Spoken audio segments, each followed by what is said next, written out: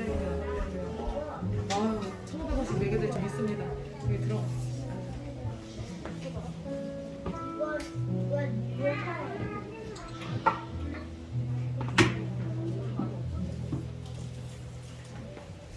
기도하겠습니다.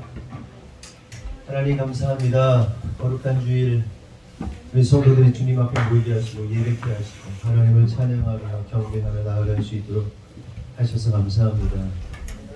하나님, 우리의 일주일의 삶을 돌아보면서 많은 생각을 하게 되고 또한 하나님의 역사와 사단의 역사 가운데 하나님의 일하심을 더욱더 기대하며 나아가는 시간으로 삼아주셔서 감사합니다. 기도회를 통하여 또한 많은 그 성도들의 기도를 통하여 하나님께서 하나님의 일을 이루시고자 하심을 우리가 깨닫습니다. 그러나 그 과정 속에서 많은 어려움이 있고 고통이 있고 힘듦이 있습니다. 하지만 그럼에도 불구하고 우리가 하나님을 신뢰하는 것은 승리하실 주님을 믿음으로 고백하며 찬양합니다. 주님이 승리하셨습니다. 주님이 이기실 것입니다. 그러므로 주님, 우리가 오늘도 주님을 향한 믿음 안에서 온전히 나아가게 하시고 세상과 짝하며 세상의 기쁨을 위하여 또한 나의 만족과 유익을 위하여 살아가는 것이 아니라 이 마지막 시대 가운데 끝까지 믿음을 지켜 주님 앞에 나아가는 참된 그리스도인의 모습으로 설 수 있도록 인도하시고 주장하여 주시옵소서. 그러한 믿음의 고백으로서 오늘 이 자리에 모인 성도들이 하나님 앞에 기쁨으로 나아가고 또 왕 되신 주님을 찬양하고자 합니다. 하나님, 찬양 중에 거하시는 주님, 찬양받게 합당하신 주님, 우리의 찬양을 받으시고 홀로 영광 받아 주시옵소서. 아멘. 주님께서 이루실 줄 믿사옵고 예수님의 이름으로 기도합니다. 아멘.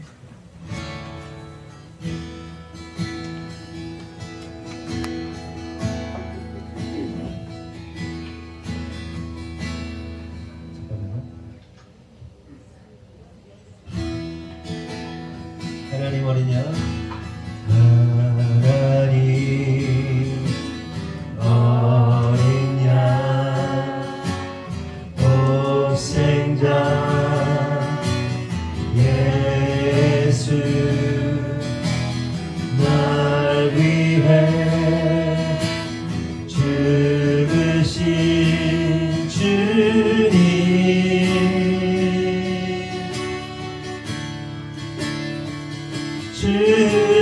줄이신 그 보혈이 나의 죄를 정결케 하는 내 영을 고치시는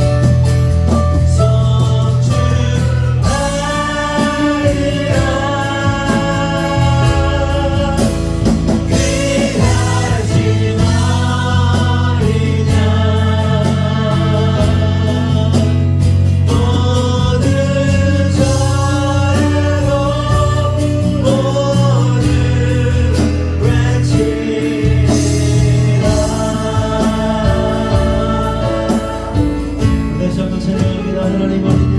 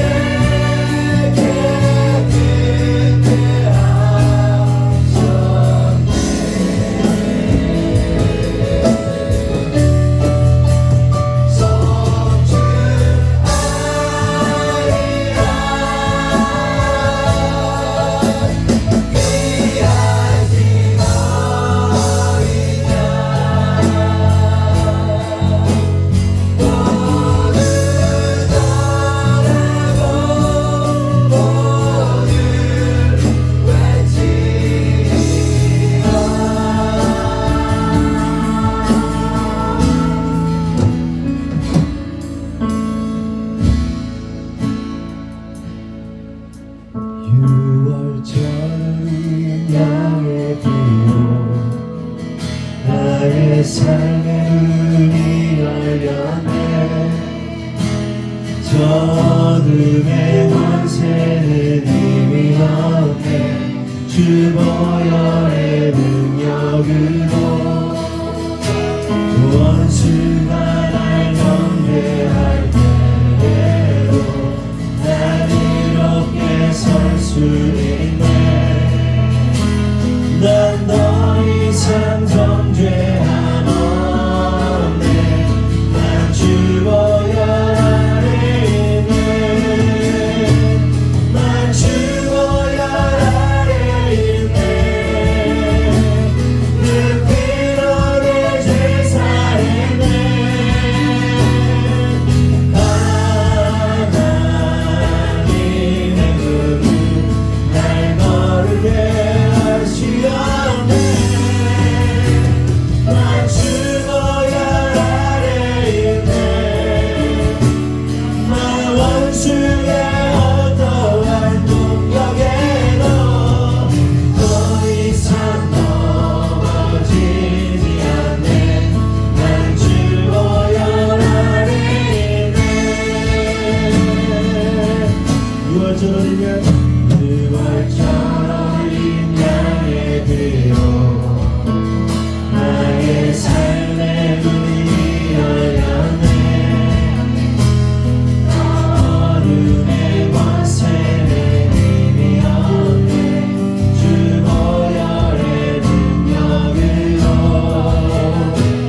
원수가 날 경계할 때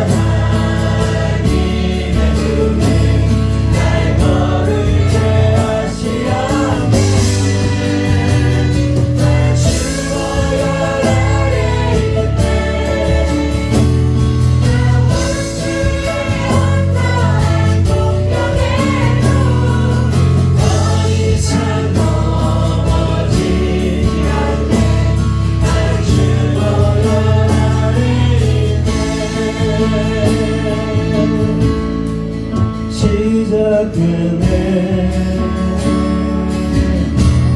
우리 주님의 능력이 나의 삶을 다스리고 새롭게 하네. 자유하네 자유하네. 죄와 사망으로부터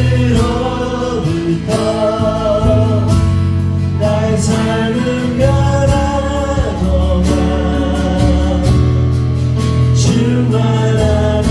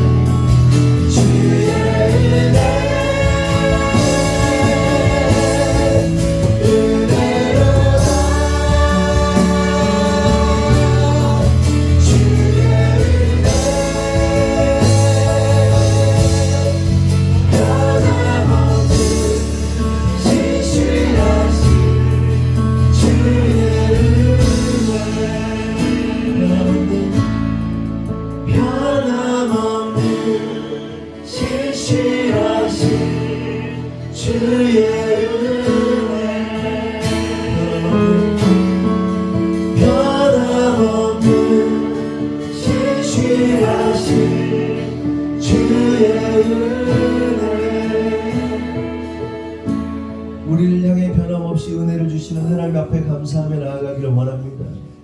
주님, 우리를 죄와 사망으로부터 건져내시고 우리의 삶을 변화시켜 주시고 새로운 피조물로 새로운 창조물로 우리를 세워주셔서 감사합니다.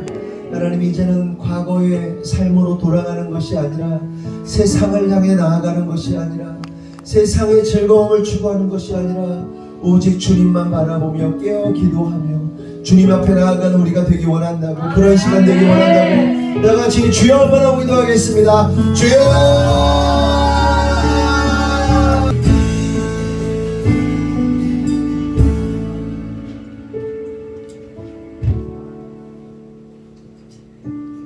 창세기 2장 3절 말씀.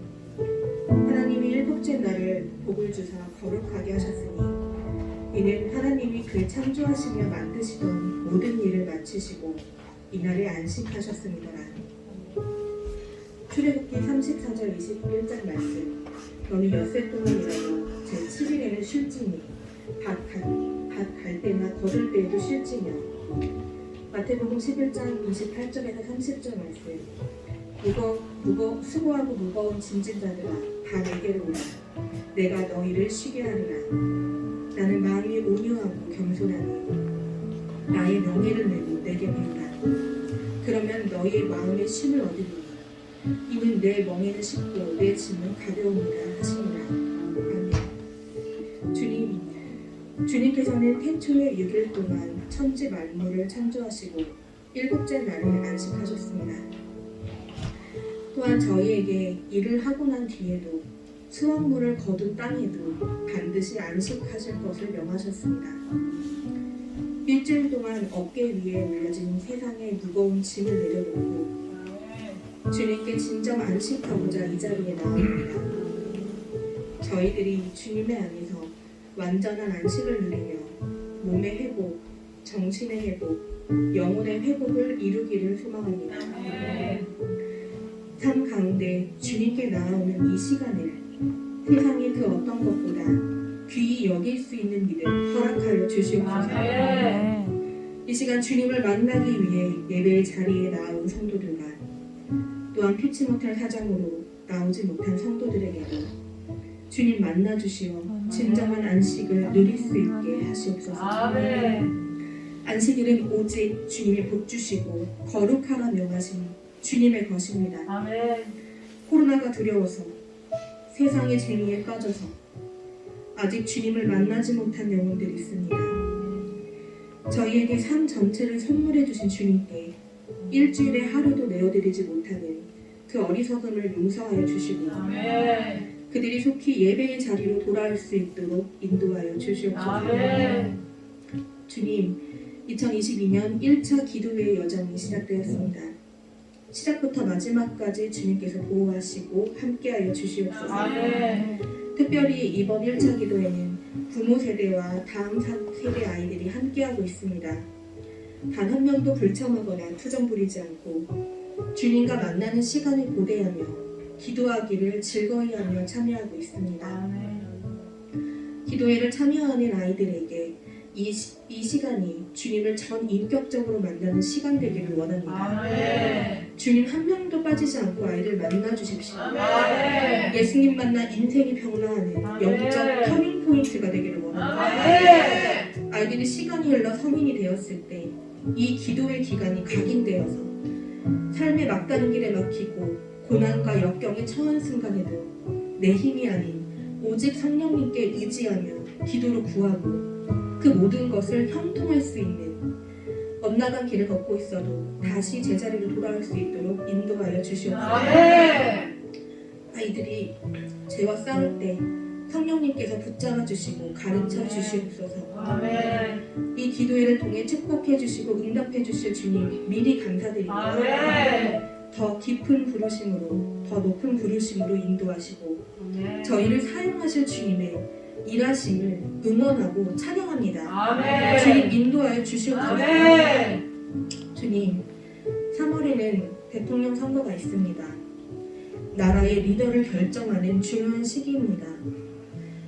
앞선 세대들이 몇십 년 동안 일구고 지켜왔던 가치와 신념, 물질적인 풍요를 잘못된 리더십으로 불과 5년 만에 모두 잃고 후퇴할 수 있는지를 깨닫는 시간이었습니다.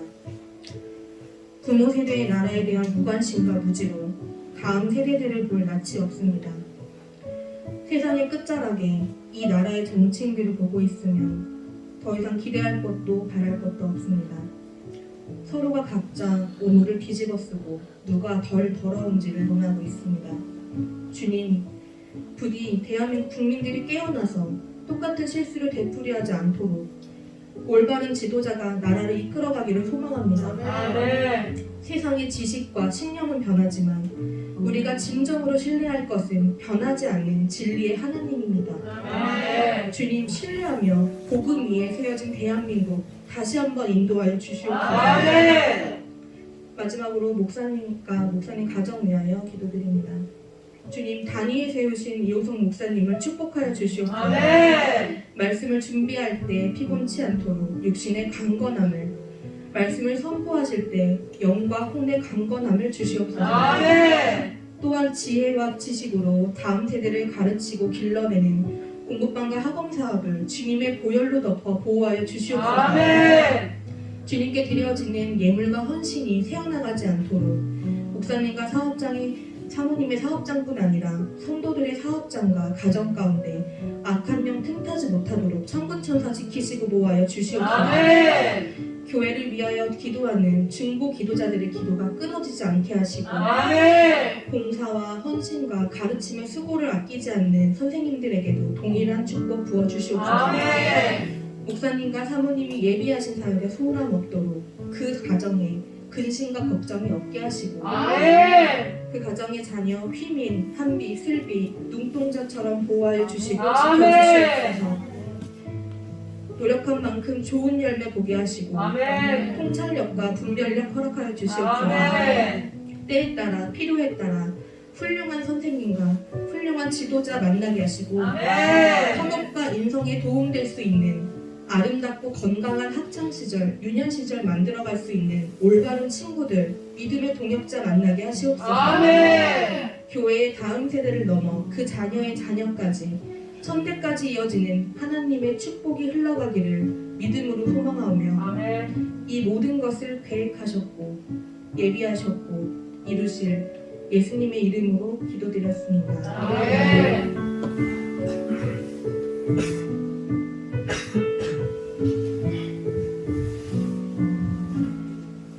다음은 교독문 65번 시편 149편 교독하시겠습니다. 할렐루야 새 노래로 여호와께 노래하며 성도의 모임 가운데서 찬양할지어다.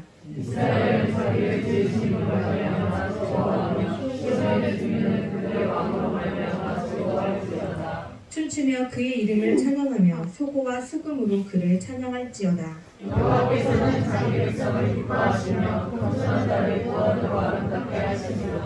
성도들은 영광 중에 즐거워하며 그들의 침상에서 기쁨으로 노래할지어다.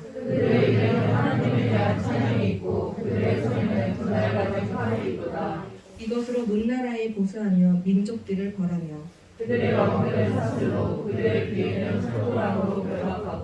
기록한 판결대로 그들에게 시행할지로다. 이런 영광은 그의 모든 성도들에게 있도다. 할렐루야. 아멘. 성경 말씀은 마가복음 11장 1절에서 11절 말씀입니다. 대신 봉독하여 드리겠습니다. 그들이 예루살렘에 가까이 와서 갈람산 벳바게와 베다니에 이르렀을 때에 예수께서 제자 중 둘을 보내시며 이르시되 너희는 맞은편 마을로 가라. 그리로 들어가면 곧 아직 아무도 타보지 않은 나귀 새끼가 매여 있는 것을 보리니 풀어 끌고 오라. 만일 누가 너희에게 왜 이렇게 하느냐 묻거든 주가 쓰시겠다 하라. 그리하면 즉시 이리로 보내리라 하시니 제자들이 가서 본즉 나귀 새끼가 문 앞 거리에 매여 있는지라. 그것을 보니 거기 서 있는 사람 중 어떤 이들이 이르되 나귀 새끼를 풀어 무엇 하려느냐 하니 제자들이 예수께서 이르신 대로 말한대 이에 허락하는지라. 나귀 새끼를 예수께로 끌고 와서 자기들의 겉옷을 그 위에 얹어 놓으니 예수께서 타시니 많은 사람들은 자기들의 겉옷을 또 다른 이들은 들에서 맨 나뭇가지를 길에 펴며 앞에서 가고 뒤에서 따르는 자들이 소리 지르되 호산나 찬송하리로다. 주의 이름으로 오시는 이여 찬송하리로다. 오는 우리 조상 다윗의 나라여 가장 높은 곳에서 호산나 하더라. 예수께서 예루살렘에 이르러 성전에 들어가사 모든 것을 둘러보시고 때가 이미 저물매 12제자를 데리시고 베다니에 나가시니라. 아멘. 목사님께서 나오셔서 예루살렘 입성이라는 제목으로 말씀 전해주시겠습니다. 드럼 인사합시다. 사랑합니다. 축복합니다. 네. 오늘은 예루살렘 입성이라는 제목으로 말씀을 나누도록 하겠습니다. 밤을 샜더니 이슬비가 아파가지고 밤을 샜더니 정신이 하나도 없네요.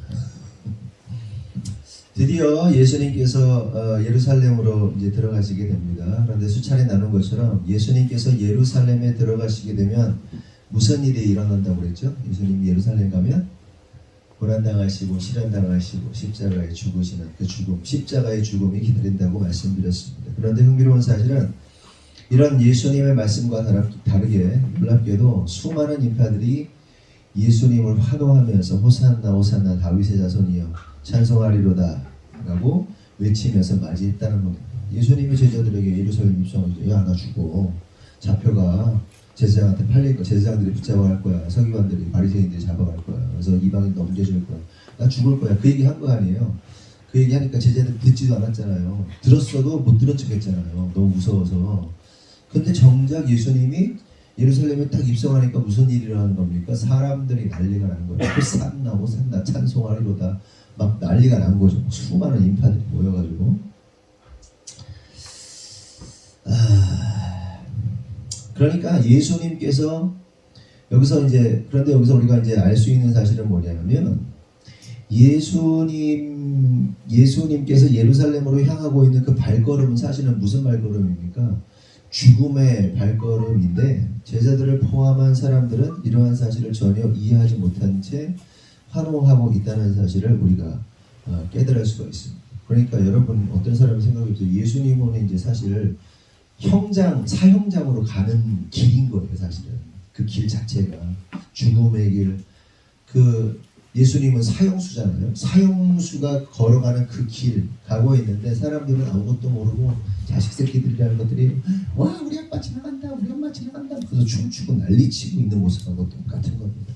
아무 생각이 없는 거예요. 그럼 왜 제자들과 또한 사람들이 그렇게 예수님을 기뻐하고 즐거워하고 환호성을 치면서 오산나 오산나 다윗의 자손이여라고 그렇게 난리를 쳤던 것일까요? 그것은 예수님의 발걸음이 죽음의 발걸음이 아니라 왕의 발걸음이라고 생각을 했기 때문에 그 길이 죽음의 길이 아니라 왕의 길, 킹스우드다. 왕이 지나가는 자리다. 왕의 길이라고 생각했기 때문에 그렇게 기뻐하고 즐거워했던 거라는 거죠. 그러니까 자신들을 해방시켜줄 정치적이며 군사적인 강력한 세상적인 왕의 길이라고 생각했기 때문에 기뻐하고 즐거워했다는 겁니다. 그러자 사람들의 환호와 외침 속에서 예루살렘에 입성한 예수님은 어떤 반응을 보이셨을까 하는 겁니다. 난리 났어요. 그럼 예수님 어떤 반응을 보이는 게 맞습니까? 뒤에 좀 설명하겠지만 전혀 아무런 반응도 안 보이세요.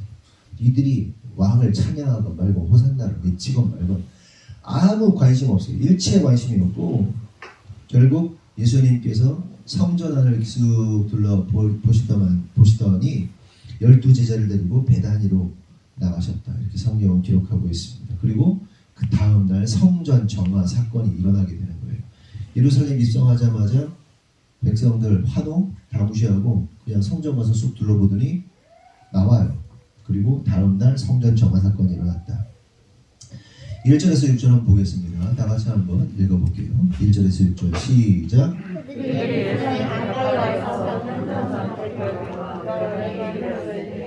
예수께서 제자 중 둘을 보내시며 이르시되 그리고 들어가면 곧 아직 아무도 타보지 않은 나귀 새끼가 메어 있는 것을 보리니 풀어 끌고 오라. 만일 누가 너에게 왜 이렇게 하느냐 묻거든 주가 쓰시겠다 하라. 그리하면 즉시 이리로 보내리라 하시니 제자들이 가서 본즉 나귀 새끼가 문 앞 거리에서 메어 있는지라. 그것을 보니 거기 서 있는 사람 중 어떤 이들이 이르되 나귀 새끼를 풀어 무엇 하려느냐 하니 제자들이 예수께 이르시되 허락하는지라. 예수님과 제자들이 예루살렘에서 가까운 감난산의 벳바게와 베다니로 하십니다. 그리고 그곳에서 예수님께서 제자 2명에게 말씀하시는 거예요. 야, 맞은편 마을에 가면 아직 사람을 한 번도 타보지 않은 어린 나귀가 있다.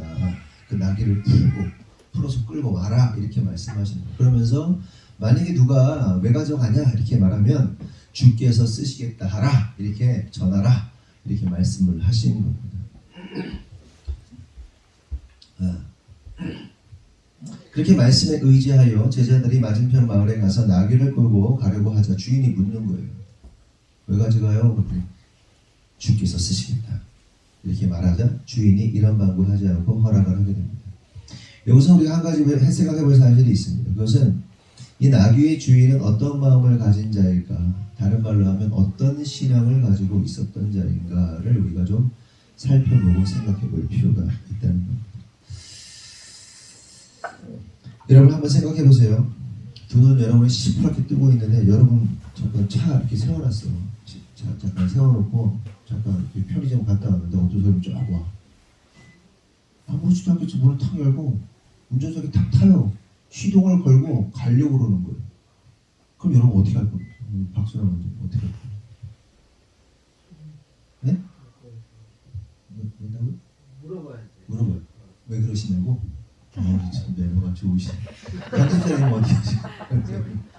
알겠어요. 네. 말로 하지 않을 것 같아요. 미친놈 뭐냐 이씨. 아니면 날라차기를 시전하든지 욕을 하든지 도둑이야를 하든지 당연한 거 아니에요. 왜 남의 물건에 손을 대요. 차가 좀 심했나 나귀하고 차하고 비교하기 좀 그런 거 아니면 여러분의 뭐 오토바이 타는 사람도 없지만 여러분의 뭐 자전거 아니 여러분의 뭐 뭔가 킥보드 아무렇지도 않게 딱 타고 가려고 그래. 어떻게 해요? 날라차기를 시전하든지 도둑이야 하든지 이 새끼 뭐냐고 막 남의 거 훔치냐고 막 치지 않겠습니까? 남의 물건 남의 재산을 건드리는 걸 어떻게 용납이 되냔 말이죠. 용납 안 되는 거예요. 정확하게 모르겠는데 어제인지 어저께인지 우리 차를 승용차를 누가 이렇게 긁고 왔습니다. 몰랐는데 뒷 범퍼를 긁었어요. 근데 긁은 부위가 진짜 이만큼입니다. 그러니까 이 라이트에서 그 뒷 범퍼하고 아래 범퍼까지 실제로 보면 이만큼 돼요. 길이가. 몰랐는데 제 아내가 보고 밭에서 이게 뭐냐고 막 저를 막 추궁하기 시작하는 거예요. 나는 한 적이 없는데 추궁하니까 제가 박을 수는 없죠. 박으려면 삐삐삐삐 소리 나니까 안 박혀요. 박힐 수가 없어요. 박히지 박을 수가 없어요. 근데 누가 받고 간 거죠.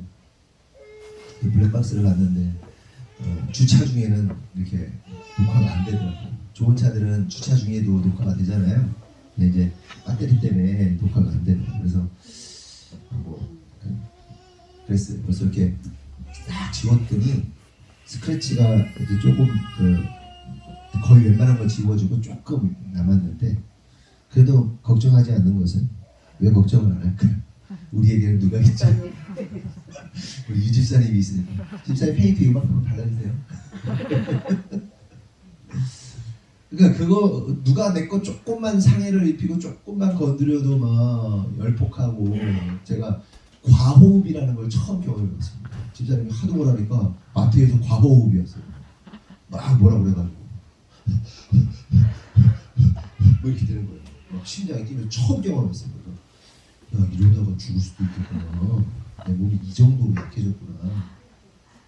이렇게 힘든데 어제 이번에는 뭐 장염에 걸리셨는지 저희 집에가 새벽에 막 토하고 이불에 토하고 이불 밤에 탁 닦아내고 또 세탁기 돌리고 한 10번 토하고 이랬다 밤을 샜어요.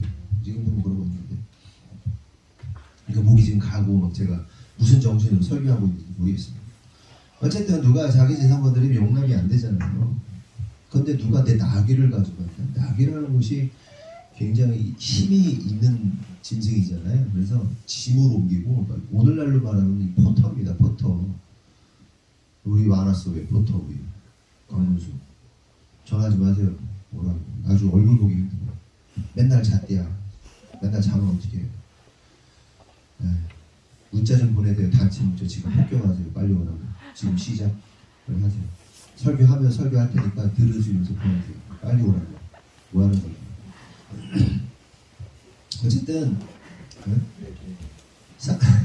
어쨌든 누가 내 차를 몰고 가려고 하는데 그러면 되겠습니까? 그럼 뭐라고 합니까? 당신 뭐 하는 짓이요? 그럴 거 아니에요.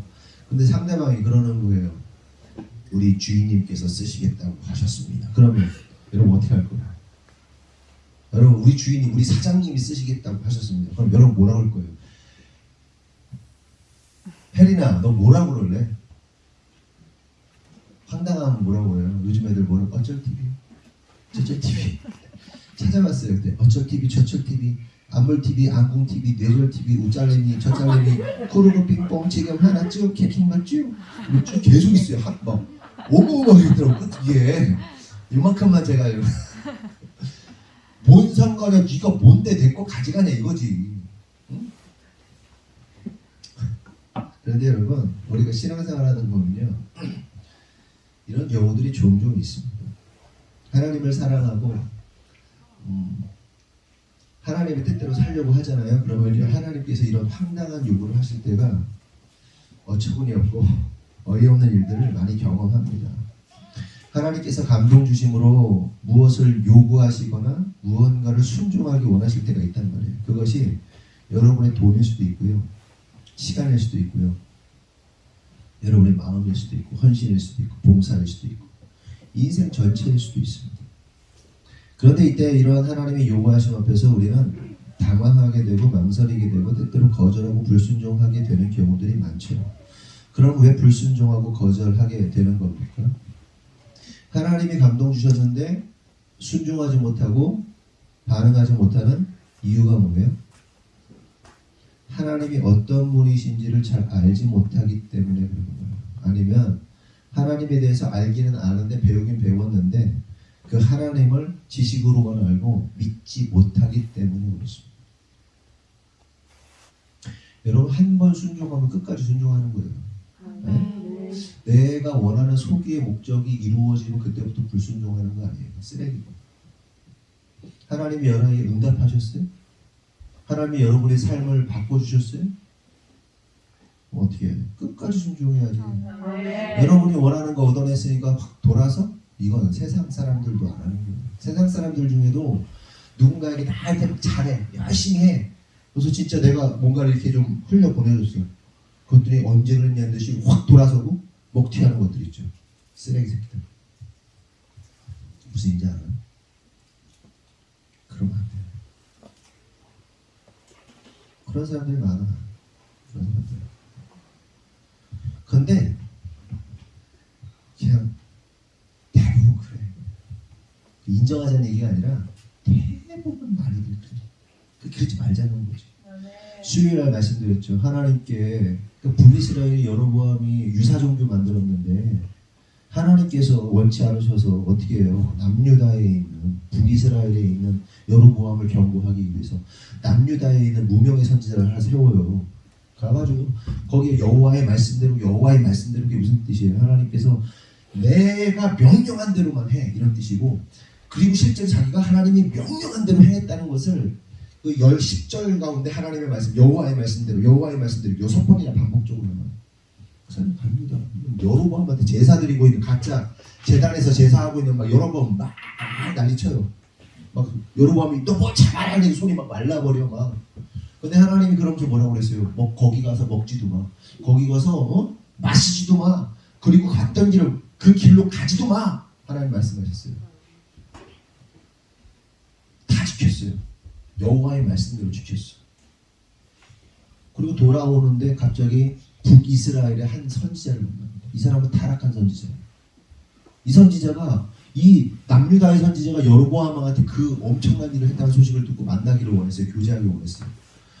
물 마시자. 내가 떡 줄게. 떡 먹고 물 먹고 좀 식사 좀 하고 가라. 딱 그래요. 근데 안 된다 하나님이 말씀하셨다. 안 된다 그래요. 그 이 사람 거짓말이죠. 천사가 하나님 천사를 보내가지고 당신 대접하라고 했어. 속아요. 먹어요.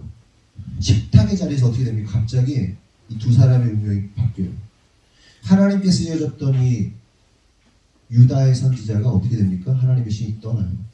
그리고 북이스라엘의 그 거짓말하는 선지자가 하나님의 신이 임해서 그때부터 이 사람이 진짜 선지자가 됩니다. 그리고 이 사람 남유다의 선지자가 어떻게 돼요? 죽어요. 사자에게 찢겨서 죽습니다. 순종은 어디까지 해야 된다? 끝까지. 하나님 말씀하실 때까지 해야 되는데 분별할 줄 알아요. 속지 말아야 돼요. 네? 여러분 기도가 응답됐어요? 여러분이 원하는 게 이루어졌어요? 그때부터 태도가 바뀌어요? 망조다. 드롭된다. 계속 뺑뺑이다. 잠깐 좋아진 것 같지? 계속 뺑뺑이다. 그 일들 많이들 경험했잖아요. 여러분이 바라고 원하는 소원이 딱 거기까지입니다. 더 크고 더 깊고 더 높은 부르심까지 나아가요. 아멘. 끝이 아니에요. 다시 하나님의 말씀에 하나님의 감동에 순종하지 못하는 반응하지 못하는 이유는 뭐다? 하나님이 어떤 분이신지를 알지 못하기 때문에. 두 번째, 안다 하여도 믿지 못하기 때문에. 그럼 하나님의 그럼 구체적으로 하나님의 뭘 못 믿는가? 하나님의 우리의 창조자시며 우리의 가진 모든 것과 또한 생명까지도 하나님의 것임을 알지 못하고 믿지 못하기 때문에 순종하지 못하고 반응하지 못하는 겁니다. 그러나 이 모든 것을 신뢰하고 믿는 자들은 어떻습니까? 하나님이 나의 창조자이시고 내 모든 것의 주인됨을 믿기에 즉각적으로 순종하고 또 언제든지 내어놓을 수 있는 거예요. 이게 나를 믿기예요. 진짜 하나님의 사람입니다. 진짜 하나님을 신뢰하는 사람. 창조자는 하나님 나를 만들었다는 거예요. 하나님이 나를 빚어서 만들었다는 사실을 믿는 거예요. 그렇기 때문에 내가 가진 그 모든 것도 누구 거다? 하나님의 것이라는 의식이 분명합니다. 하나님을 믿는 거예요. 그냥 교회 다니면 하나님 믿는 게 아니에요. 응? 그냥 내 거 조금 내어가지고 조금 이렇게 드리는 걸 그걸 내가 잘하고 있다고 믿으면 안 돼요. 그거는 세상 사람들도 해요. 세상 종교인들도 한단 말이에요. 하나님은 우리의 창조자이고 나의 아버지이시고 나의 모든 것이고 내가 가진 것 또한 하나님의 것임을 믿는 그 믿음, 그 믿음의 고백이고요. 하나님 내 거 다 하나님 겁니다라고 고백하는 믿음으로 드리는 게 뭐예요? 그게 11조예요. 10분의 1을 드려봐. 네가 나를 믿는다는 걸 내가 그걸 확인할게. 다 내놓으라고 안 하시잖아요. 그로 헌신을 하든지 헌금을 하든지 시간을 헌신하든지 헌물을 하든지 이 모든 것은 창조자이시며 생명의 주관자이신 하나님을 믿는 자들만이 보일 수 있는 믿음의 행위라는 거예요. 그런데 중요한 건 그 이후가 더 중요해요. 그 이후에 여러 가지 우여곡절이 있습니다. 시험이 되는 일들이 많아요. 그때 일희일비하지 말아야 돼요. 일희일비하지 말아야 돼요. 끝까지 하나님을 신뢰하는 자가 참된 하나님의 사람이라는 사실을 깨달아요. 아멘이십니까? 결국 제가 말씀드리는 이유는 오늘 본문에 나오는 나귀의 주인은 예수님을 창조자이시며 나의 모든 것이 주님의 것임을 믿고 인정하는 믿음을 가진 소유자였다. 그렇기 때문에 아무 소리 하지 않고 쓰도록 내어드릴 수가 있었다는 겁니다. 저는 우리 하늘공교회 성도들을 참으로 사랑하고 존경합니다. 진짜예요. 여러분이 헌금 생활하고 헌신하고 봉사하는 모습을 보면요, 정말 주님을 사랑하고 창조자이신 하나님을 그리고 나의 모든 것이 주님의 것임을 고백하는 성도들이라는 사실을 인정할 수밖에 없습니다. 아멘이십니까? 진짜예요. 그러므로 성도 여러분, 그동안 그렇게 여러분이 믿음을 잘 지켜온 것처럼 주님 오시는 날까지 잘 믿음을 지키시기를 바랍니다. 그리고 혹 우리 가운데 아직 그러한 하나님을 신뢰하지 못하는, 창조주 하나님을 신뢰하지 못하고 또한 나의 모든 것이 하나님의 것이라는 사실을 잘 아직까지 인정하지 못하는 분이 계시다면 기도하십시오. 더 깊은 부르심으로, 더 높은 부르심으로 나아가도록 기도하시고 주님께서 쓰시겠다 말씀하시면 언제든지 내어드릴 수 있는 참된 믿음의 소유자가 되기를 바랍니다. 그게 행복해요. 그때부터는 여러분이 진짜 그걸 인정하면 하나님이 책임지시는 거예요. 항상 말씀드리지만 감사한 게 뭐예요? 그렇게 살았더니 나는 살면서 목회하면서 그리고 신앙생활하면서 제 일생을 신앙생활했는데 태어나서부터 뱃속에서부터 했는데 목사가 부자가 되고 목사가 재정이 막 많이 넘치게 하시는 거를 잘 못 봤거든요. 여러분 보셨나요? 뭐 성도들 걸 다 뺏어가지고 부자 되는 그거 말고 저희는 사례비도 안 받고 오히려 저희가 벌어서 교회를 유지하는 구조예요. 우리 구조는 여러분들이 헌금하는 건 교회 이렇게 뭐 전기세 정도 하고 밥 먹고 그리고 유지하는 정도입니다. 딱 나머지는 뭐 부채를 갚고 이런 건 다 저희가 버는 수준에 나오는 건데 그게 얼마나 감사한 일인지 몰라요. 그리고 왜 이 얘기를 말씀드리냐면 진짜 하나님 의지하고 진짜 하나님 원하시는 대로 그리고 영혼을 사랑하는 마음으로 하나님께서 그 교육 사업을 열어주셨을 때 이렇게 재정의 통로로서 사용될 수 있구나라는 모델로 저와 제 아내를 사용해 주신 것이 감사한 거예요. 제가 부자 돼서 감사한 게 아니고 그렇다고 저희가 지금도 뭐 엄청나게 뭐 쓰거나 그러지도 못해요. 어제도 제가 여성교회에 있는 여기 몇명 모여있는 사람한테 얘기했는데 너무 배고프다 가자 집에 가서 밥 먹고 싶다. 근데 일주일에 제가 하루에 2끼 먹거든요. 저희가 하루에 2끼 먹는데 일주일 5일만 따서 5일 동안 10끼 먹었는데 10끼 중에 6끼인가 7끼를 라면을 먹었더라고요. 잘 못 먹고 밥 먹을 시간 기도회 가야 되고 막 그러잖아요. 그러니까 뭐 끝나면 갈도 라면 먹고 아니면 라면 비슷한 거 먹고 비빔면 먹고 오징어 짬뽕 먹고 신라면 먹고 짜파게티 먹고 이렇게 먹고 있는 거예요. 거의. 아이고 그렇게 돈 벌어가지고 먹지도 못하고 뭐 하나 하는 거. 한비야 그냥 안 그냥 라면 먹고 살 수. 그러니까 원래부터 다시 보면 약간 피곤해가지고 신사한다라고 있는데 믿음으로 하나님의 것이라고 고백하고 하나님 것이라고 인정해드리면 하나님이 책임지신다는 얘기를 하는 거예요.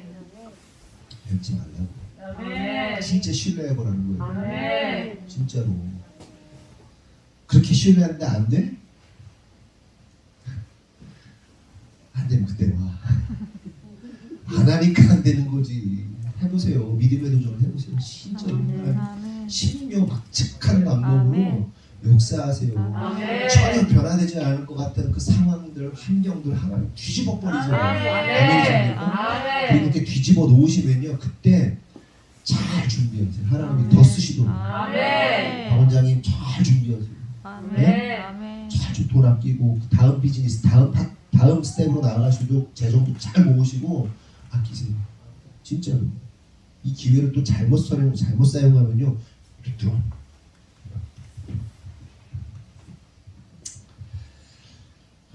오늘 말씀과 관련해서 이 본문에 예수님께서 나귀 타고 성에 입성하시는데 예수님 사건을 미리 예언하고 있는 스가랴 말씀을 좀 배울 필요가 있습니다. 스가랴 9장 9절에서 11절 세 번역으로 한번 넘겨보세요. 없어요? 네, 다 같이 한번 읽어보겠습니다. 시작.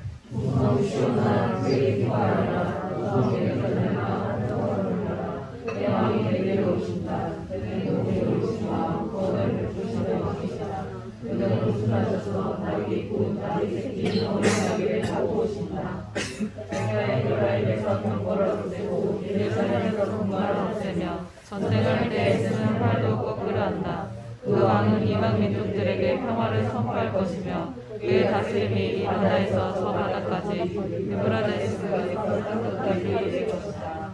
너희에게는 특별히 너와 나 사이에 피로 맺은 언약이 있으니 사로잡힌 내 백성을 내가 물없는 구덩이에서 건져낼 것이다. 아멘. 오늘 예수님이 나귀 타고 입성하시는데 그 말씀이 스가랴서에 기가 막히게 예언되고 있죠. 정확하게 표현되고 있는 걸 볼 수 있어요. 그로 이 말은 예수님이 스가랴에 예언된 나귀를 타심으로 그 누구도 부인하고 부정할 수 없는 이스라엘이 그렇게 오랫동안 기다리고 고대하던 메시아 왕이 맞다는 것을 증명하고 있는 겁니다. 그렇다면 이 왕은 구체적으로 어떠한 왕일까?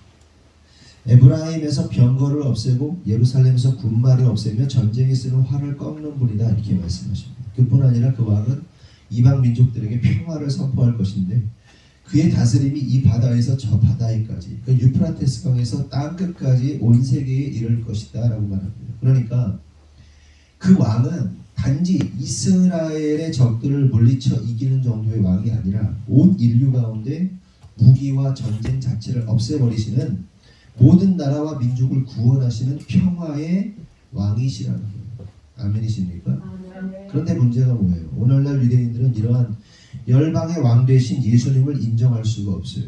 다시 말해 자신들의 메시아는 이스라엘만을 구원하고 이스라엘만을 부강하게 하고 이스라엘 백성들만으로 구성된 그런 나라를 세우는 왕이어야지 온 열방, 다시 말해서 이방인들의 왕이 되어서는 안 된다는 거예요. 그래서 아직까지도 선민사상을 버리지 못하는 거예요. 그러니까 자기만의 왕이어야 하는 거예요. 그래서 예수가 인정이 안 돼요. 온 나라와 민족 가운데 이방인들의 구원을 이루시는 그 메시아? 그 이해가 안 돼요. 자기들만의 메시아예요. 계속해서 7절에서 11절을 보면 다 같이 읽어보겠습니다. 시작. 나귀를 예수께로 끌고 와서 자기들의 겉옷을 그 위에 얹어놓으매 예수께서 타시니 많은 사람들은 자기의 겉옷을 또 다른 이들은 들에서 뺀 나뭇가지를 기랩하며 앞에서 가고 뒤에서 따르는 자들이 소리 지르되 호산나 찬송하리로다 주의 이름으로 오시는 이여 찬송하리로다 오는 우리 사는 다윗의 나라여 가장 높은 곳에서 호산나 하더라. 예수께서 예루살렘에 이르러 성전에 들어가사 모든 것을 둘러보시고 때가 이미 저물매 12제자를 데리시고 베다니아에 가시니라. 읽은 것처럼 나귀 새끼 타고 예루살렘에 입성하시자 사람들이 자신의 겉옷과 종려나무 가지를 깔아놓습니다. 그런데 백성들이 옷을 까는 행위는 왕으로 인정한다는 겁니다. 그래서 엘리사가 예후라는 왕을 세울 때 그 겉옷을 벗어서 그 예후를 왕으로 인정하는 모습이 이제 구약에 나옵니다. 그래서 백성들에게 이스라엘 사람들에게 옷을 겉옷을 말씀드린 것처럼 지난주에도 말씀드린 것처럼 겉옷은 자기 생명과도 같은 거잖아요. 옷이면서 이불이잖아요. 근데 이 자기 중요한 옷을 바닥에 깔아서 당신이 나의 왕입니다. 나를 들여밟고 가옵소서. 뭐 이런 고백입니다. 그런데 그들이 뭐라고 고백합니까? 호산나 찬송하리로다. 오는 우리 조상 다윗의 나라여 가장 높은 곳에서 호산나라고 외치죠. 이 호산나라는 말이 무슨 뜻입니까? 우리를 구원하소서라는 뜻입니다. 지금 우리를 구원하여 주옵소서. 그러니까 백성들이 예수를 향해서 우리를 구원해 주옵소서, 살려 주옵소서 외치고 있는 거예요. 그러면 여러분 생각해 볼 것은 이들이 외치는 구원의 목소리는 무엇으로부터 구원해 달라는 목소리인가를 우리가 생각해 봐야 하는 거예요. 무엇으로부터 구원해 달라는 거예요. 로마의 압제로부터 구원해 달라. 가난으로부터 구원해 달라. 해결되지 않는 문제로부터 구원해 달라는 겁니다. 그래서 이스라엘이 그 누구도 범접할 수 없는 초강대국이 되고 또한 자신들은 부자가 되고 각자 개인들의 어떤 문제와 소원과 바람이 해결됨으로써 편안하고 평안한 상태가 되는 구원을 생각하면서 호산나라고 외쳤던 거예요. 그런데 그러한 그들의 바람과 마침 속에서 환호 받으시면서 예루살렘으로 입성한 예수님은 어떤 태도를 보였다고 그랬어요? 그들의 태도에 대해서 관심이 있었다고 그랬어요? 전혀 관심이 없었다. 시큰둥하셨다. 그래서 그들이 바라고 원하는 행보와 저는 전혀 다른 모습을 보여주셨다는 거예요.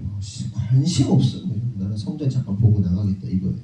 여러분 한번 생각해 보세요. 여러분이 그 현장에 있었다고 생각해 보세요. 막 아주 대권, 아주 유력한 대권으로 막 이 사람 막 진짜 엄청나 막 좌구 우구 뭐가 없어. 이 사람 완전 이 사람 세워지면 끝장나. 막 이런 기대감을 갖는 어떤 사람이 막 이제 오는 거예요. 열렬히 막 여러분들이 호산나라고 외치는 거예요. 그러면 예수님이 그러신 분이신데 예수님께서 그런 여러분들을 보면서 어떤 걸 기대하십니까? 만약에 이렇게 막 목사님 보세요. 할렐루야 이러면 얼마나 좋아요. 아멘. 아니면 막 이렇게 하다가 갑자기 단상에 딱 올라고 여러분 제가 왕이 되면 이 나라를 부강하고 강력한 나라 부자 나라 만들어 보겠습니다 여러분. 뭐 이거 하면 얼마나 좋아요. 그쵸? 멋있잖아. 짱 멋있잖아. 사람들 막 반응도 보이고. 그런데요 한마디도 안 하세요. 쳐다보지도 무관심. 성전 둘러보시고 성 밖으로 나가버리세요. 이를 통해 우리가 깨달을 사실이 뭡니까? 왕이신 예수님은 사람들의 이러한 기대감과 소원에 전혀 관심이 없으셨다. 그렇다면 예수님의 관심은 뭐예요? 왕으로 오셔서 이 모든 이들을 위해 죽으시고 결국 세상의 모든 병거, 군마, 무기, 전쟁을 없애시고 온 인류를 구원하시는 왕이 되는 것, 이거 외에는 관심이 없었어요. 그럼 잘 생각해 보세요. 예수님이 왕이 되셔서 모든 민족 가운데 진정한 평화의 나라, 그러니까 천국이 완성이 되면 우리가 이제 예수님이 오셨어. 진짜 예수님이 생각하는 그 천국이 임했어. 나라가 임했어. 그러면 그때 우리 순환 원장님이 부자가 되는 게 뭐가 중요해요? 제가 더 부자가 되고 순환 형제님이 뭐 더 강력한 막 힘을 가지고 막 근육 이렇게 돼가지고 막 힘세고 막 이게 의미가 있어요? 아무 의미 없어요. 주님이 통치하시는 나라 모든 권력을 없애시고 모든 군사를 없애시고 모든 병거 막 전쟁 다 없애. 진정한 평화의 나라가 됐어. 그럼 누가 더 힘이 세고 누가 뭐 군사를 더 가지고 누가 뭐 말을 몇 마리를 가지고 내가 돈이 더 많고 내가 더 높은 위치에 있고 그게 중요해요? 전혀 중요해요. 그러니 예수님께서 아무 관심이 없는 거예요. 사람들의 소원 따위에 아무런 관심이 없었단 말이에요. 예수님께서 사람들의 소원 따위에 관심이 있을 이유가 없죠. 그러니 반응도 안 하시고 그것 바로 다음 주에 나오겠지만 바로 어떻게 합니까? 다음날 성전 정화를 위해서 성전 둘러보시고 성 밖으로 나가보시고. 그럼 여러분 보세요. 아무런 반응도 하지 않는 예수님을 보면서 사람들의 마음은 어땠을까? 와 했는데, 연예인한테 와 했는데 어이씨 저 연예인 내가 저렇게 했으니까 그 최고의 팬은 나중에 뭐가 되죠? 마음이 바뀌고 최고의 안티가 되는 거예요.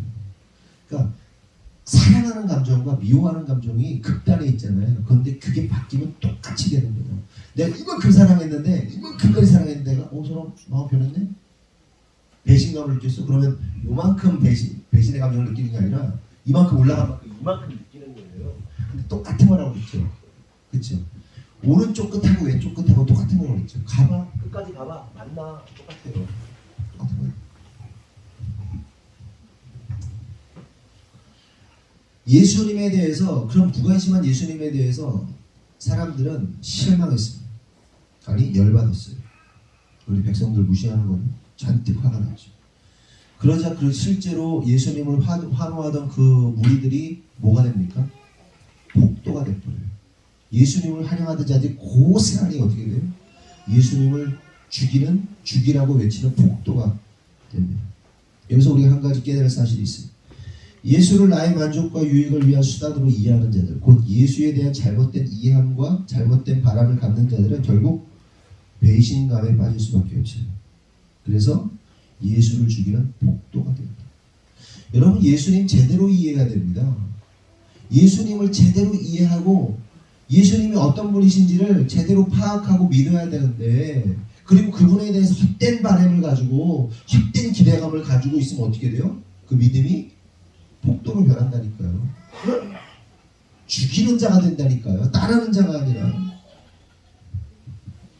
내가 그렇게 주님을 찬양하고 호산나 호산나 찬양했잖아요. 내가 옷까지 벗어서 그 길을 준비하고 헌신 봉사했는데 내 소원 안 들어줘? 폭도되는 거예요. 실제로 이런 사람들이 진짜 많아요. 그 미량 보면 전도연이 그거 아닙니까? 아들이 납치되면 죽었는데 서고 방언하고 막 난리가 나잖아요. 근데 삔또 딱 나가니까 세상 말로 나태해요. 배신감. 그러면 여러분은 어떤 예수님을 원하십니까?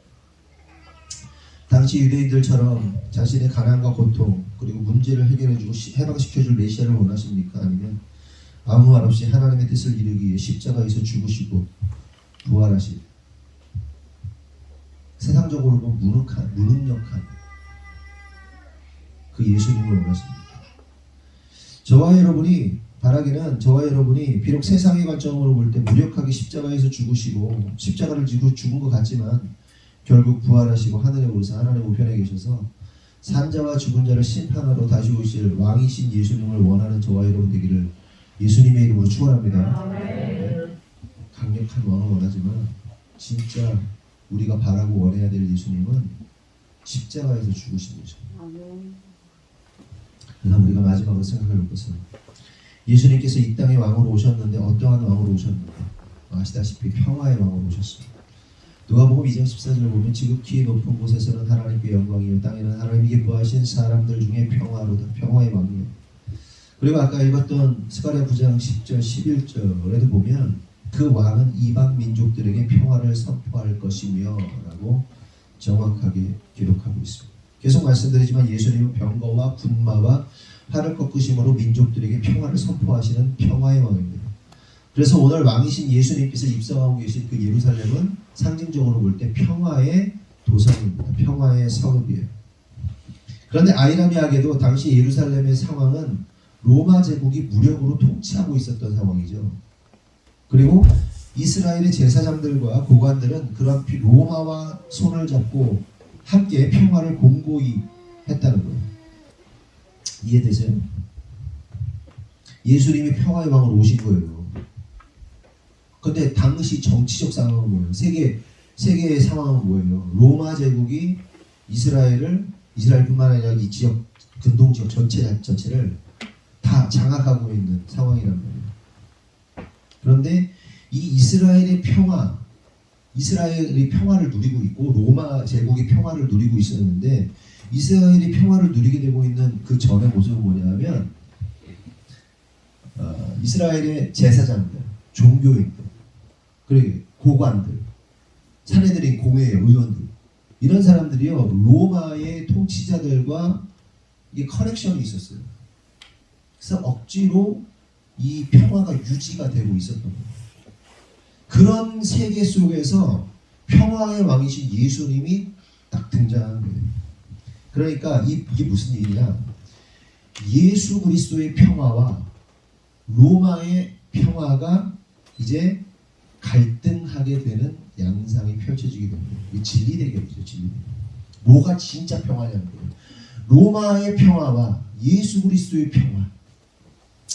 당시 로마의 평화를 뭐라고 말하냐면 상식적으로 니들 알고 있어라 어린이들은 팍스 로마나 그래서 로마의 평화 그 뜻이에요. 팍스가 피스예요. 로마나는 로마. 팍스 로마나 그러니까 로마의 평화의 시대입니다. 그러니까 기원전이 뭐예요? 기원 BC, AD. 그러니까 요 사이가 요 기점이 뭐예요? 예수 그리스도의 탄생이잖아요. 기원전, 기원 후. Before Christ. 예수가 태어나기 전에 Before Christ고 AD는 뭐예요? 안노 도미니. 예수 이후라는 뜻이거든요. 그러니까 그 기점으로 예수가 태어나기 100년 전에 아우구스트라는 그 황제가 내란, 로마 제국의 내란을 다 수습합니다. 수습하고 그때부터 200년 동안 팍스 로마나의 시대가 있어요. 200년 동안 로마에 어마어마한 평화의 시대가 펼쳐집니다. 이게 예수님 탄생 100년 후, 예수님 탄생 100년 후야. 그 정점에 예수님의 탄생이 있는 거예요. 그런데 예루살렘이라는 도시에 무슨 일이 발생하고 있는 거예요? 예수라는 사람이 나귀를 타고 예루살렘으로 들어가는데 수많은 인파들이 모여서 호산나 찬송하리로다 우리를 구원하소서라면서 환호하고 찬송을 하고 있는 거예요. 그러니 로마 제국과 또한 예루살렘에 있던 로마의 권력자들 또한 그들과 결탁한 로마의 정치 종교적 기득권을 가진 세력이 볼 때 예수가 어떻게 보였겠어요? 자신들의 평화를 깨는 사람으로 보이는 거죠. 자신들의 평화를 깨서 눈에 가시죠. 그럼 어떻게 돼요? 죽여야 되는 거죠. 그래서 결국 로마와 결탁한 기득권 종교 세력과 또한 백성들의 환호를 외면하는 예수를 바라보면서 그들이 삼위일체가 되어 한마음이 되어 예수를 죽이게 되는 겁니다. 성도는 깨달아야 돼요. 예수님은 무슨 왕이라고요? 평화의 왕이에요. 아멘이시죠? 근데 그 평화의 왕이 우리 안에 오잖아요. 그럼 우리의 평화를 깨지게 있어요. 이해되세요? 나의 세상적 평화, 우리가 나름의 평화로운 걸 원하잖아요. 평화를 원하지, 평강을 원하지. 그래서 여러 가지 장치를 만들어 놓잖아요. 내가 안전하기 위해서, 내가 평안하기 위해서 살아오면서 학생이든 뭐 결혼 정년기에 있는 사람이든 결혼한 사람이든 나이가 있는 사람이든 자기를 평화롭게 하기 위해서 여러 가지 장치를 만들어 놓는단 말이에요. 돈이든 보험이든 아니면 남편이든 아내든 아니면 뭐 있잖아 뭐 집이든 차든 뭐 나를 위한 평안을 위한 안전장치들을 막 만들어 온단 말이에요. 그래서 평안해. 그럼 다 이루어진 것 같죠? 근데 예수가 우리 안에 딱 들어오면 그 평화는 갈등하게 돼 있어요. 나의 평화와 예수의 평화가 갈등. 우리가 예수 안의 평화를 누리려면 우리의 평화가 깨져야 돼요. 근데 여기서 우리가 주목해볼 사실은 뭐냐면 지금 예수를 핍박한단 말이에요. 누가 핍박해요? 로마 제국이 핍박해요. 그리고 이스라엘 안에 로마의 세력과 결탁된 기득권자들이 예수를 싫어해요. 종교인들이 싫어한단 말이에요. 그러니까 로마의 평화 안에 결탁해서 서로 윈윈하면서 자신들이 평화를 구가하고 있는데 예수라는 평화가 등장하니까 어떻게 해요? 로마가 예수를 핍박하고 종교인들이, 바리새인들이, 서기관들이, 제사장들이 예수를 핍박하고 그리고 그들의 영향력 아래 있는 그들의 종교인들을 따르는 그 부리들이, 폭도들이 예수를 핍박하는 거예요. 이해되세요? 삼위일체가 되는 거예요. 그 종교인들 아래 영향을 받은 백성들이 예수를 핍박한다. 그런데 저는 이 말씀을 보면서 지금 딱 우리의 상황이죠. 오늘날 예수 믿는 들의 사람이에요. 상황이에요. 코로나 에어프랭크도 하세요. 네.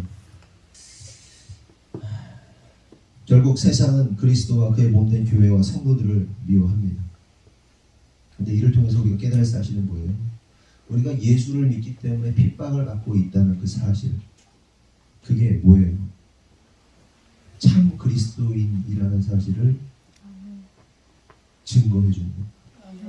아멘. 진짜 예수 믿으면 핍박 당할 수밖에 없어요. 근데 예수를 믿는데 핍박이 없다. 근데 코로나가 진짜 감사한 거예요. 우리가 이전까지만 코로나 시국 이전까지만 해도 정부에 핍박받을 어떤 권력자들로부터 핍박받을 사회적으로 핍박받을 일들이 그렇게 없었어요.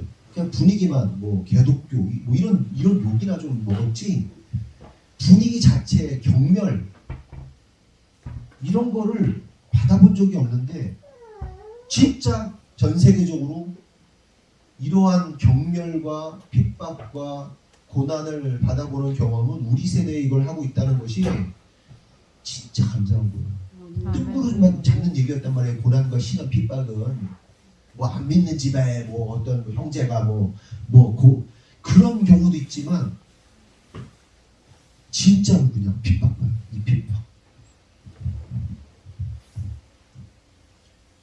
제 아내하고 저 소원이 뭐냐 식당 가서 밥 먹는 거예요. 우리 애들하고 식당 가서 밥 좀 먹고 싶다.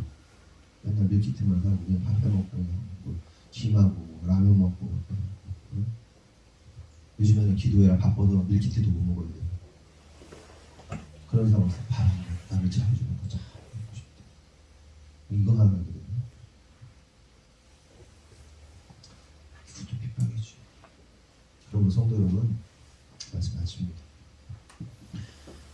우리가 핍박받는 거 말도 안 되게 핍박받는 거 예수님이 말도 안 되게 핍박받으신 것처럼 우리가 핍박받는 거 우리가 그리스도 안에 있다는 사실을 증명하는 것이기 때문에 오히려 기뻐하십시오. 그러므로 우리가 예수님을 나의 만족과 유익의 수단, 도구로 사용하지 마세요. 주님은 우리의 개인적인 소원, 개인적인 바램, 예수를 통해서 얻고자 하는 그것에 대해서 별 관심 없어요. 그런데 참 감사한 것은 우리가 너무 어린아이 같아서 그렇게 뭔가 주님의 뜻대로 행하고 열심히 하려고 그러면 부모가 자녀를 돕고 살피는 것처럼 도우셔서 그런 일들이 일어나는데 우리가 예수를 믿는 목적이나 이유가 그게 돼서 안 돼요. 나의 삶을 만족. 그러면 성도 여러분, 저와 여러분이 참된 그리스도인답게 끝까지 믿음으로 신앙을 지키는 저와 여러분들에게 예수님 이름으로 축원합니다. 기도하겠습니다. 하나님 감사합니다. 오늘 말씀을 통해서 깨닫습니다. 많은 사람들이 예수님을 호산나 다윗의 자손이라면서 우리를 구원하소서 찬양하며 화목하였지만 결국 자기 뜻대로 안 되니까 그들이 폭도가 되었습니다. 예수를 죽이는 자가 되었습니다. 세상과 합력하여 예수를 죽이는 자가 됩니다. 주님 오늘날 우리가 그리스도인으로 살아가는 것이 얼마나 힘들고 고통스럽습니다. 그런데 이런 경험을 할 수 있는 것이 너무나도 큰 은혜라는 사실을 깨닫습니다. 그러므로 주님 슬퍼하고 괴로워할 것이 아니라 오히려 기뻐하고 즐거워할 수 있는 참된 믿음의 사람들 될 수 있도록 역사하여 주시옵소서. 그래야 해서 주님이 당하신 고난의 그 십자가의 길이 우리의 길이 되게 하시고 그 길이 비록 좁고 협착하고 위태로울지라도 그 길이 생명의 길이라는 사실을 믿고 오늘도 사람들이 다 가는 넓은 길, 사람들이 다 원하는 그 대로로 가는 것이 아니라 예수 십자가의 좁은 길, 좁은 문으로 갈 수 있도록 축복하여 주시옵소서. 주님께서 이루실 줄 믿사옵고 예수님의 이름으로 기도합니다. 네. 축복 있어요? 위에 소식 보겠습니다. 오늘 설거지 담당은 임민정 집사님, 박가성 집사님, 소혜림, 박혜연 학생. 다음 주는 박신환 명재님, 강민영 학생, 조수쌤, 박혜린 학생이고요. 기도회는 2월 25일까지 진행을 합니다. 계속해서 기도해 주시면 되고요. 기도회를 통해서 여러 가지 많은 일들이 일어나고 있는데 기가 막히게도 기도회가 시작하니까 기가 막히게 어려운 일들이 많이 일어나고 있습니다. 좋은 일이죠. 좋은 일. 하나님께서 승리하실 것입니다. 그리고 부부제자 훈련을 2시부터 3시 반까지 진행을 하겠습니다. 대상자는 교육관 지도로 가시면 돼요. 준비해놨으니까 하시면 되고요. 맥주감사주의 라디오 예배 광고 촬영을 진행하니까 대상자는 현인환 집사님, 김은영 집사님 지시에 따라서 협조 부탁드립니다. 그리고 이게 뭐냐, 날이면 날마다 오는 것이 아니야. 더 깊은 부르심으로. 아멘. 기도하겠습니다. 하나님 감사합니다. 말씀을 통해서 깨달은 대로 우리 성도들이 주님 앞에 온전히 반응하며 예수님처럼 고난과 시련의 상황 속에서도 끝까지 믿음을 지켜 나아가는 우리의 모습이 될 수 있도록 인도하시고, 주님께 헛된 또한 주님을 잘못 알아서 주님을 오해하고 주님 앞에서 폭도로 변하는 그런 자들이 아니라 끝까지 주님을 신뢰함으로 나아갈 수 있는 우리 모두가 될 수 있도록 인도하여 주시옵소서. 기도하는 것은 하나님, 우리 성도들이 주님 앞에 예물을 드립니다. 드린 손길마다, 믿음으로 드린 손길마다 하나님 축복하셔서 그들의 삶과 인생, 가정, 사업, 직장 가운데 하나님의 기름 부으심이 넘치도록 인도하여 주시옵소서. 하나님, 특별히 사업하는 성도들 하나님 재정에 기름 부으심이 충만하기를 원합니다. 그들 하나님 여러 가지 어려움과 힘든 상황이 있겠지만 그 모든 것을 능히 감당하고 이길 수 있도록 하나님 새 힘을 허락하여 주시옵소서. 또한 재정의 통로로 사용되고 있는 모든 성도들, 그 재정을 하나님께 사용하기 원하고 바라는 모든 성도들의 삶 가운데 새로운 길도 열어주시고 여러 가지 루트, 여러 가지 채널들을 통해서 하나님 재정적으로 부족함이 없도록 하나님께서 기름 부어 주시옵소서. 무엇보다도 하나님, 기도의 기간에 많은 일들이 일어나고 있습니다. 우리는 하나님을 신뢰합니다. 상황이나 환경, 문제보다 더 크신 하나님, 그 모든 것을 주관하시고 모든 것을 바꾸시는 하나님, 그 하나님을 신뢰하오니 하나님께서 역사하셔서 하나님의 뜻을 이루어 주시옵소서. 지금은 우리 구주 예수 그리스도의 은혜와 하나님 아버지의 무한하신 사랑과 성령님의 감화감동대주 역사하시니 오늘 주님의 뜻대로 살기로 결정한 모든 성도를 위해 지금으로부터 영원토록 함께 하시기를 간절히 축원하옵나이다. 아멘.